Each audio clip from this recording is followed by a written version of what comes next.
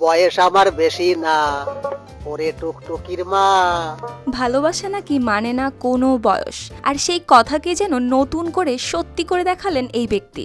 ৭৪ বছর বয়সে এসেও তিনি ৩০০ কোটি রুপিয়া মানে প্রায় ২,২২,০০,০০০ টাকা মোহরানা দিয়ে বিয়ে করে নিলেন মাত্র ২৪ বছরের এই তরুণীকে। এখানেই শেষ নয়, উপহার নেয়ার পরিবর্তে বিয়েতে অংশ নেওয়া প্রত্যেক অতিথির হাতে তিনি তুলে দেন ১,০০,০০০ করে রুপিয়া, অর্থাৎ প্রায় ৭৫০ টাকা।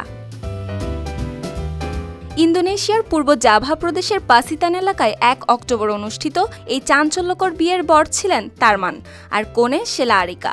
হতে পারে তাদের বয়সের ফারাক ছিল ৫০ বছর, কিন্তু তবুও যেন থামেনি তাদের সম্পর্কের গল্প। বরং এই অদ্ভুত জুটি আর তাদের ভালোবাসার গল্প এখন ইন্দোনেশিয়ার আলোচনার কেন্দ্রবিন্দু। কিন্তু এই খবর ছড়িয়ে পড়তে সামাজিক যোগাযোগ মাধ্যমে যেন লেগে যায় আগুন। কেউ বলছেন এটি নাকি অবিশ্বাস্য প্রেমের গল্প, আবার কেউ সন্দেহ প্রকাশ করে বলছেন পুরো ব্যাপারটাই নাকি প্রচারণার ফাঁদ। এমনকি কেউ কেউ দাবি করছেন ওই ৩০০ কোটি রুপিয়ার চেকটিও নাকি নকল।